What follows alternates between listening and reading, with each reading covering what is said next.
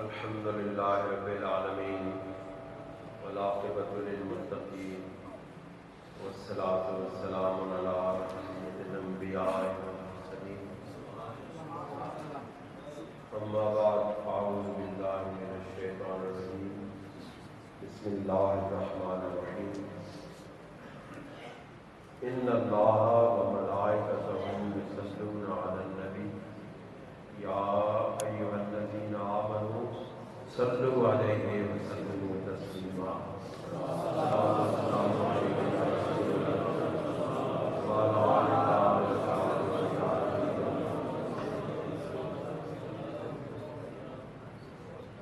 حضرات گرامی، آج ہمارے لیے بہت سارے اعزازات میں سے ایک اعزاز یہ بھی شامل ہوا ہے ہمارے نصیب میں کہ آج ہمارے پاس حضرت خواجہ خواجگان سید فیض اللہ طیائی رحمۃ اللہ علیہ کی آل میں سے ایک ہستی سید امام حسین گیلانی میراج شریف سے تشریف لائے۔ سبحان اللہ۔ میرے بابا جی خواجہ خواجگان سید نور محمد جرائی رحمۃ اللہ علیہ کے نام کے ساتھ لکھا جاتا ہے کہ سید نور محمد جرائی ثم طیرائی، تو یہ اس سرزمین ولایت سے تشریف لائے ہیں جہاں حضرت فیض اللہ طیائی رحمۃ اللہ علیہ نے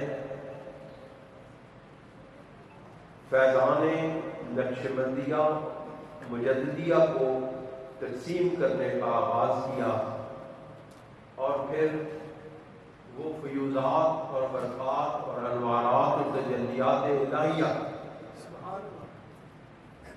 پوری دنیا میں آپ کی اولاد میں پھیلائے اور پھیلا رہے ہیں۔ یاد رکھیں، نبی کریم علیہ السلام کا فیض، آپ کے لطائف کا فیض، آپ کے قلب اطہر کا فیض اتنا عظیم ہے کہ کروڑوں اولیاء اللہ نے اس کو تقسیم کیا اور وہ ختم نہ ہوا، اور قیامت تک اللہ کے ولی اس کو تقسیم کرتے رہیں گے اور یہ پھر بھی ختم نہیں ہوگا۔ میں آج آپ کے سامنے حضور سرور دو عالم صلی اللہ علیہ وسلم کی دو تین احادیث مبارک، آپ کی شان، آپ کی عظمت، آپ کی رفعت، آپ کی بلندی، آپ کا قرب الہی، آپ کے جو مقام اور مرتبہ ہے اس کو بیان کروں گا۔ ویسے تو ہماری زندگی کا بہت سا حصہ شان رسالت بیان کرتے ہوئے گزرا، شان اہل بیت بیان کرتے ہوئے گزرا، اور شان صحابہ بیان کرتے ہوئے گزرا۔ یاد رکھیں، آپ وہ خوش قسمت انسان ہیں، خوش قسمت لوگ ہیں، خوش قسمت جماعت ہے جن کو عقیدہ حق اہل سنت و جماعت ملا ہے۔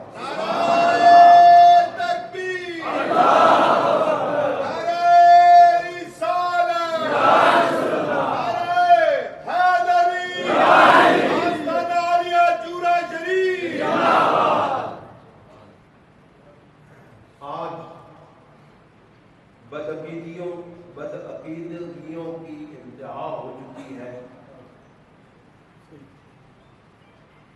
مستند روایات احادیث کو چھوڑ کر کے قرآن مجید کی مانوی تعریف تو بہت عرصہ سے ہو رہی تھی، لیکن اب احادیث مبارک کی مستند روایات کو چھوڑ کر کے موضوع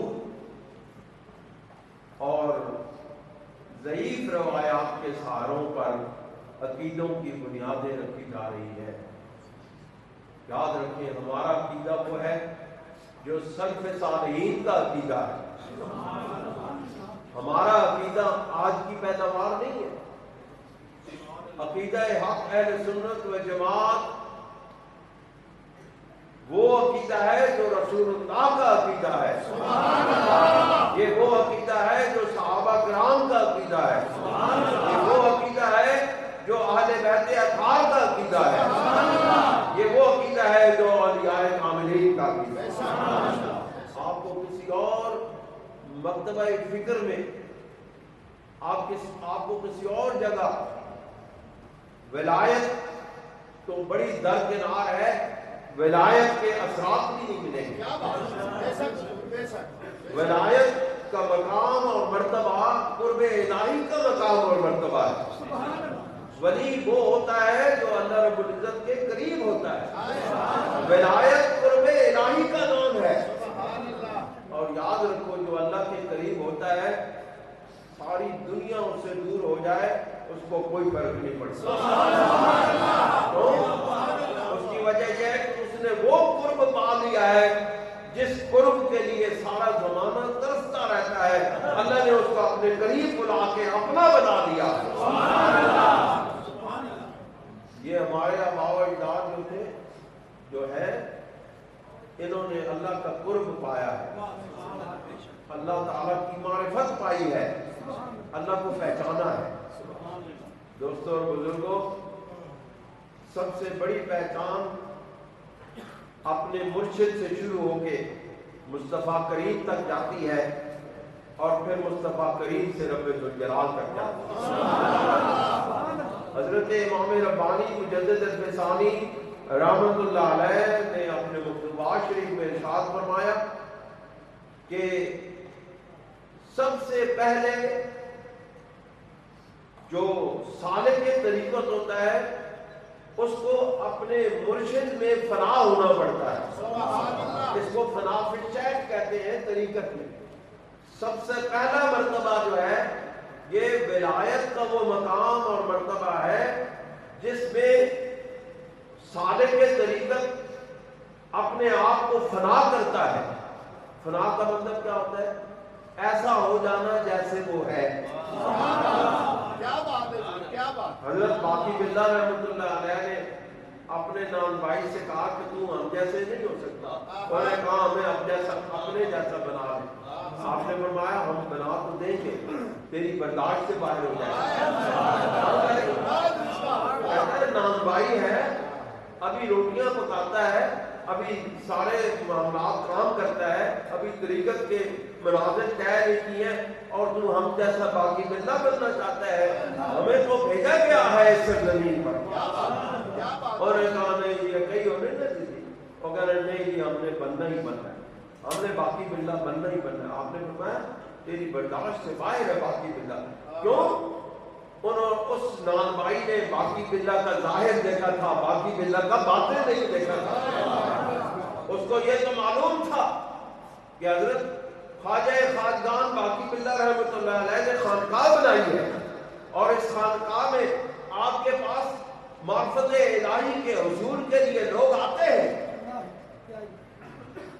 انہوں نے سمجھا کہ بس جو لوگ آتے ہیں وہ پا کے چلے جاتے ہیں، اور ہم ادھر رہ کے خدمت گار ہو کے ہمیں کچھ نہیں ملا۔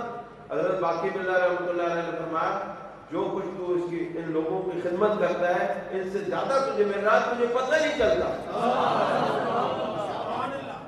اس لیے خدمت گاروں کو وہ مقام اور مرتبہ ملتا ہے جو خدمت کرانے والوں کو نہیں ملتا۔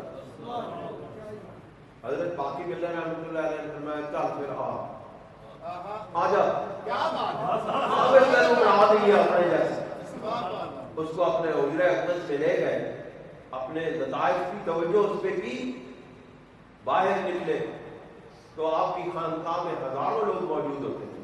حضرت باقی باللہ رحمۃ اللہ علیہ کی توجہ کا یہ عالم ہے، حضرات القدس میں یہ بات لکھی ہوئی ہے۔ آپ فرماتے ہیں کہ جس وقت حضرت خواجہ باقی باللہ رحمۃ اللہ علیہ جامع مسجد دہلی کی جامع مسجد سے اپنے خانقاہ میں تشریف لاتے تھے. آپ ظہر کی نماز دہلی کی جامع مسجد میں پڑھتے تھے, اس کے بعد عصر کے وقت اپنی خانقاہ میں تشریف لاتے تھے. یہ ان کا بہت عرصے سے معمول رہا. حضرات القدس میں حضرت خواجہ بدر الدین رحمۃ اللہ علیہ نے یہ لکھا ہے کہ حضرت باقی باللہ رحمۃ اللہ علیہ جس وقت جامع مسجد دہلی سے تشریف لاتے اور عصر کی نماز سے پہلے اپنی خانقاہ میں آتے تو آپ کے مریدین آپ کے گرد حلقہ بنا کے کھڑے ہو جاتے اور آپ نظریں جھکائے ہوتے, حلقہ آباد یوں پرے باندھے ہوئے, یوں لائنیں بنا ہوئے آپ کے ارد گرد ہوتا. آپ یوں نظر اٹھاتے وہ گر پڑتے, ادھر نظر اٹھاتے یہ گر پڑتے.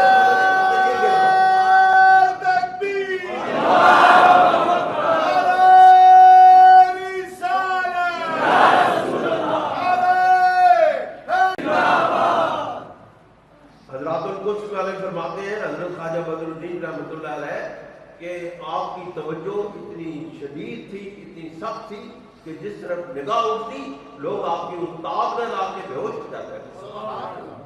وہ نان بھائی جس وقت حجرہ اقدس سے اپنی توجہات دے کے باہر نکالا تو سالکان راہ طریقت نے پہچان نہ سکے کہ باقی باللہ کون ہے, نان بھائی کون. یہ جب بنانے پہ آتے تو اس طرح بنا دیتے, یہ ایسا رنگ چڑھاتے ہیں کہ پھر بندہ پہچان نہیں سکتا ہے. دوستوں اور بزرگوں, یہ سب چیزیں کہاں سے ملتی ہیں؟ یہ مقامات اور مرتبے کہاں سے ملتے ہیں؟ یہ اللہ کا قرب کہاں سے ملتا ہے؟ یہ در مصطفیٰ سے ملتا ہے اور ادب مصطفیٰ سے ملتا ہے اور عشق مصطفیٰ سے ملتا ہے. محبت رسول, ادب رسول, مقام و مرتبہ رسول سمجھے کے بغیر آ نہیں سکتا. یاد رکھو, جب تک دل کے اندر مقام مصطفیٰ نہ آ جائے محبت مصطفیٰ آ ہی نہیں سکتی. یہ عجیب بات کہ سب سے پہلے مقام اور مرتبے کو دل میں بٹھانا پڑتا ہے. ابھی وہ میرا بیٹا احمد یہاں پہ بیان کر رہا تھا نا, سیدنا صدیق اکبر افضل البشر بعد الانبیاء, جو سارے صحابہ سے افضل, جو سارے اہل بیت سے افضل.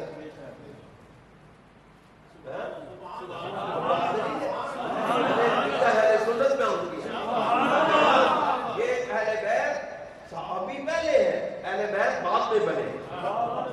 کیوں کہ جب تک صحابی نہ بنے اہل بیت بن ہی نہیں سکتا. اہل بیت بننے کے لیے صحابی ہونا شرط ہے, کلمہ ایمان پڑھنا شرط ہے. جن لوگوں نے خاندان مصطفیٰ میں رہتے ہوئے جن لوگوں نے کلمہ نہیں پڑھا ان کو کون اہل بیت میں شمار کرتا ہے؟ حضور علیہ السلام کے چچا.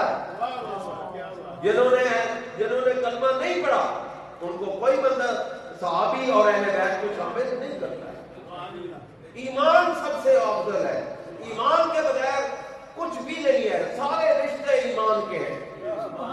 یاد رکھو دوستوں اور بزرگوں, مقام مصطفیٰ سمجھے بغیر کوئی بھی بندہ محبت رسول کی رمت بھی نہیں پا سکتا. حضور علیہ السلام نے ارشاد فرمایا, حضرت ابو ہریرہ رضی اللہ تعالیٰ عنہ کی یہ روایت ہے, قال رسول اللہ صلی اللہ علیہ وسلم کہ حضور نبی کریم علیہ السلام نے ارشاد فرمایا, انا سید ولد آدم. سرکار دو عالم صلی اللہ علیہ وسلم نے ارشاد فرمایا کہ میں تمام بنی آدم کا سردار ہوں. کیا دیکھو نا, کدے کدے اپنا مقام دسنا پہ جانا. عاجزی انکساری سرکار کے پہ فخر کرتی ہے, الفقر فخری. لیکن کبھی کبھی ماحول ایسا بنتا ہے کہ اپنا مقام اور مرتبہ دکھانا پڑ جاتا ہے, بتانا پڑ جاتا ہے. سرکار دو عالم صلی اللہ علیہ وسلم نے ارشاد فرمایا کہ انا سید ولد آدم, میں تمام بنی آدم کا سردار ہوں. یوم القیامہ, قیامت کے دن, یعنی کہ اس دنیا میں سرداری ملی اور وہ سرداری قیامت تک چلی. پھر فرمایا اول من ينشق عنه القبر، اور فرمایا کہ وہ پہلا بندہ میں ہوں جس کی قبر شق ہوگی اور وہ قیامت کے دن باہر آئے گا. جن کی قبر شق ہوگی اور وہ باہر آئے گا. اس کا مطلب ہے کہ نبی کریم علیہ السلام بروز حشر سب سے پہلے اپنی قبر انور سے باہر آئیں گے، تب باقی امت کو، باقی انسانیت کو اپنی قبروں سے باہر آنے کی اجازت ملے گی. جب تک سرکار اس زمین سے باہر تشریف نہیں لائیں گے، کسی کو اپنا آپ دکھانے کی جرت بھی نہیں ہوگی، اجازت بھی نہیں ہوگی. اور پھر یاد رکھو سرکار سب سے پہلے باہر آئیں گے. اور نبی کریم علیہ السلام کی ایک حدیث پاک ہے، آپ علیہ السلام نے فرمایا میں جب اپنی قبر انور سے نکلوں گا، ایک ہاتھ میں صدیق اکبر کا ہاتھ ہوگا، ایک ہاتھ میں عمر فاروق.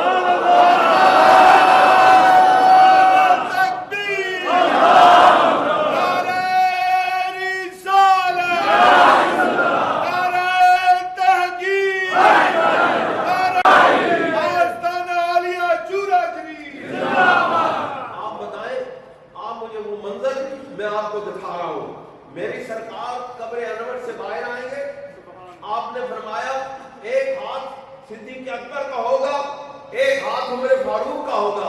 ہم یوں ہاتھ بلند کر کے لوگوں کو بتائیں گے ساری زندگی میرے ان یاروں کو بھونکنے والوں آج دیکھ لو، آج ہمارے چلنے کا مقام آ گیا.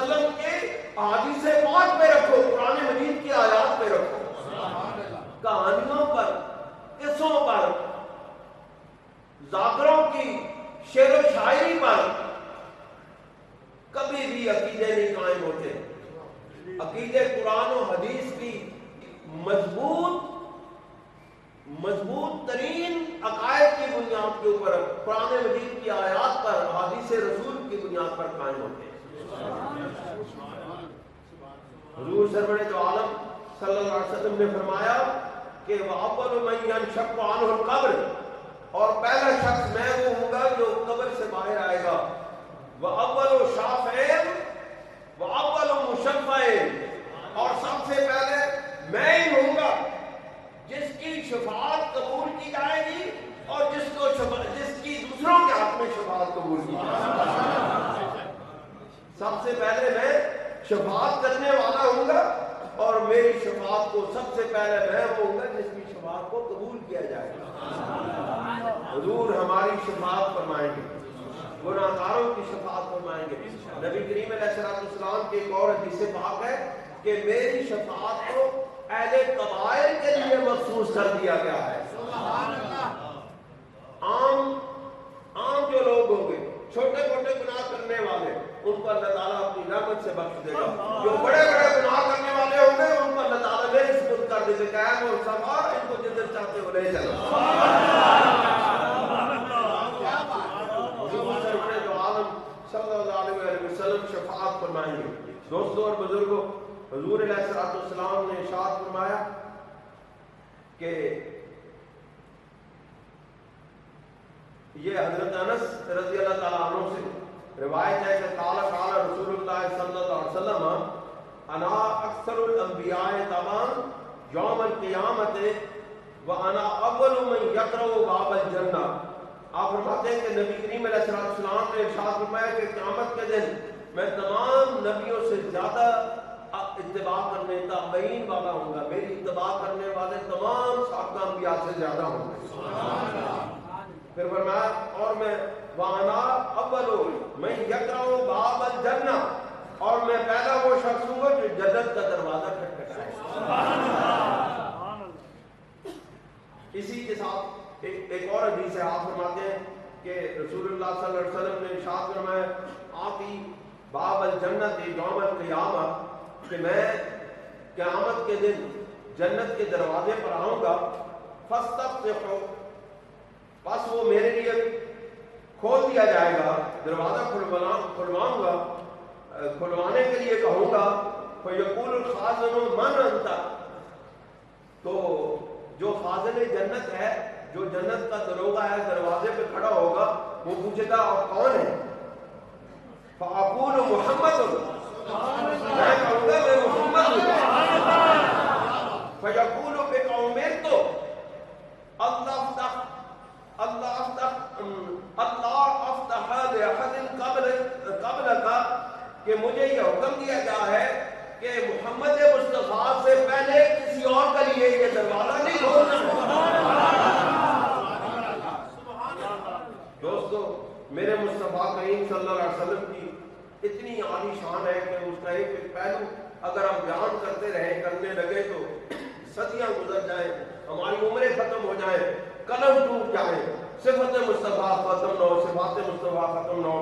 میں آخری بات آپ کے سامنے بیان کر کے آخری آیہ مبارکہ آپ کے سامنے حدیث پاک بیان کروں گا، اور اس کے بعد آپ کو نماز عشاء یہاں پہ پڑھیں گے، اس کے بعد پھر لنگر ہوگا. یہ حضرت ابی ہریرہ سے روایت، حضرت ابی ہریرہ رضی اللہ تعالیٰ عنہ سے روایت ہے کہ ان رسول اللہ صلی اللہ علیہ وسلم قال بعثت بجوامع الکلم، آپ نے فرمایا کہ رسول اللہ صلی اللہ علیہ وسلم نے ارشاد فرمایا کہ مجھے جو کلام ہے اس کی جامعیت کے ساتھ بھیجا گیا ہے. میرا کلام جامع ہے، چند الفاظ، جامع کلام اس کو کہتے ہیں کہ جو چند الفاظ میں پوری کتاب بن جائے.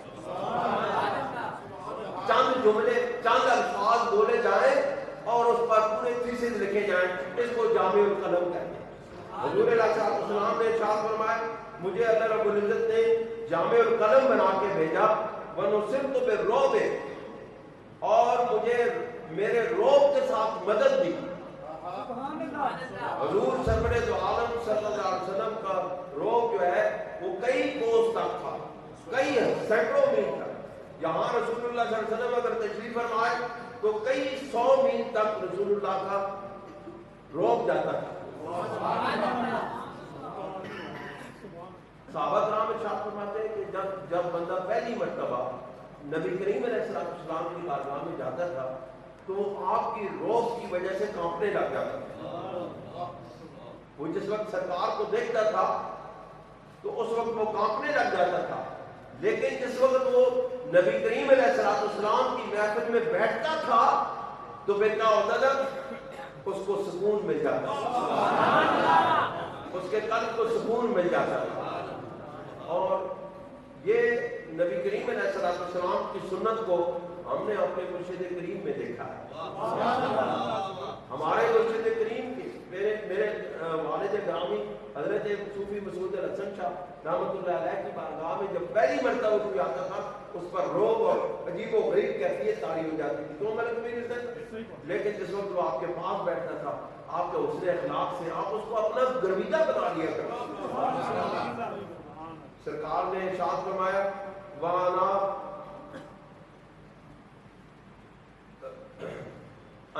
نائم، میں ایک رات سوئے ہوئے تھا، رأیتنی اوتیت بمفاتیح خزائن الارض، کہ میں نے خواب میں دیکھا کہ میرے لیے زمین کے خزانوں کی چابیاں لائی گئی ہیں.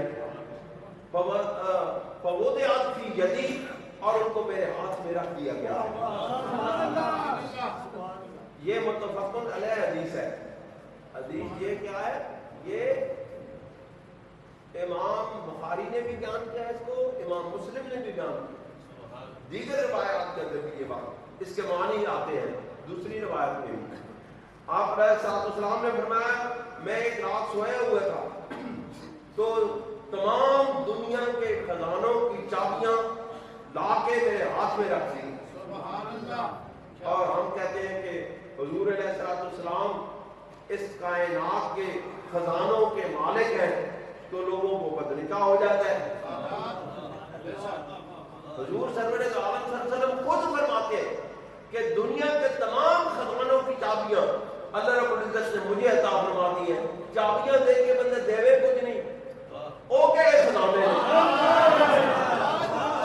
چابیاں اسی کو دی جاتی ہیں جس کو مالک بنایا جاتا ہے کہ یہ چابی جس کو دینا ہے دے، جس کو نہیں دینا ہے نہ دے، یہ سارے خزانے تیرے ہیں۔ میرے مصطفیٰ کے سارے خزانے، اس زمین کے جتنے بھی خزانے ہیں وہ سارے میرے مصطفیٰ کے ہیں، میرے مصطفیٰ کے غلاموں کے ہیں۔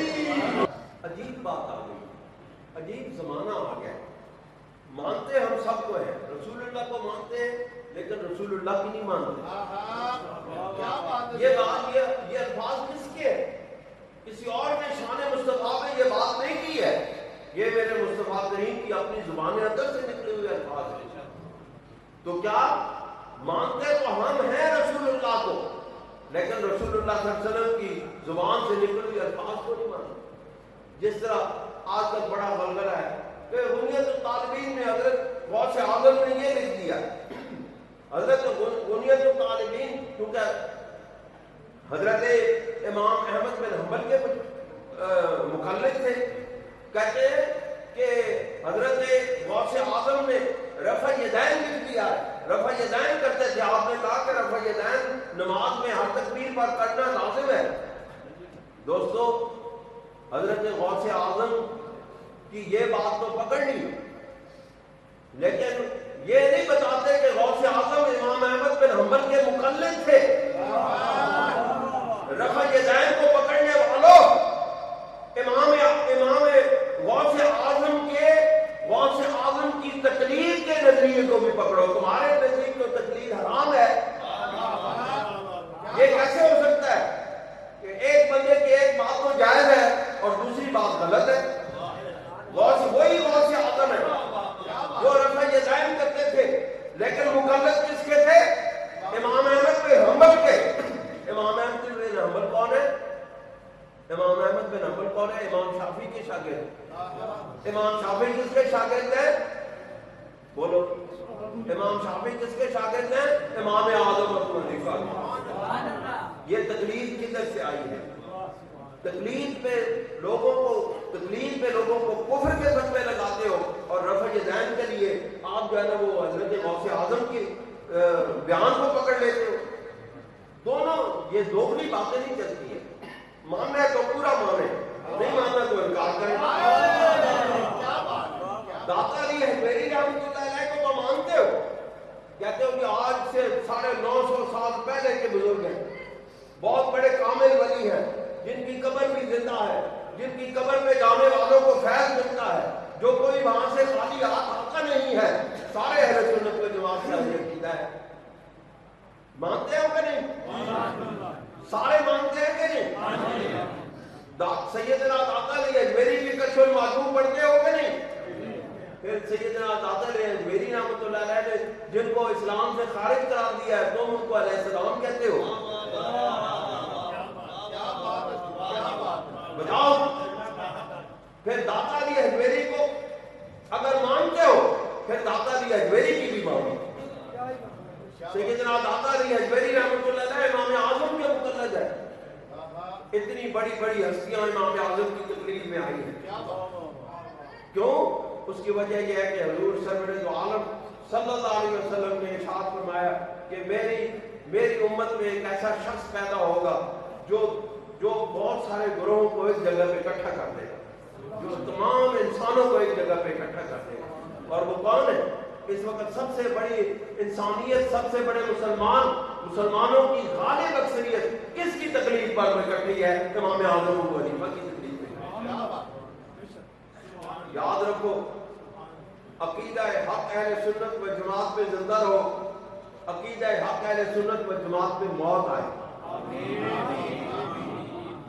جتنے کہانیوں پر عقیدے بناؤ گے، قصوں پر عقیدے بناؤ گے، اور عجیب و غریب لوگوں کی روایات پہ قصے بناؤ گے، بہت ساری ایسی باتیں ہیں جو ایسے لوگوں کی روایات پر منحصر ہیں جنہوں نے وہ واقعات دیکھے بھی نہیں ہیں۔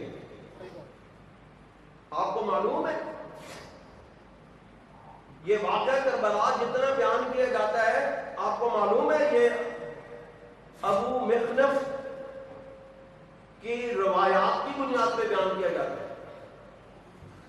یہ جتنے بیان کیا جاتا ہے یہ ابو مخنف کی روایات پر بیان کیا جاتا ہے، اور ابو مخنف جو ہے وہ واقعہ کربلا سے 40-50 سال بعد پیدا ہوا تھا۔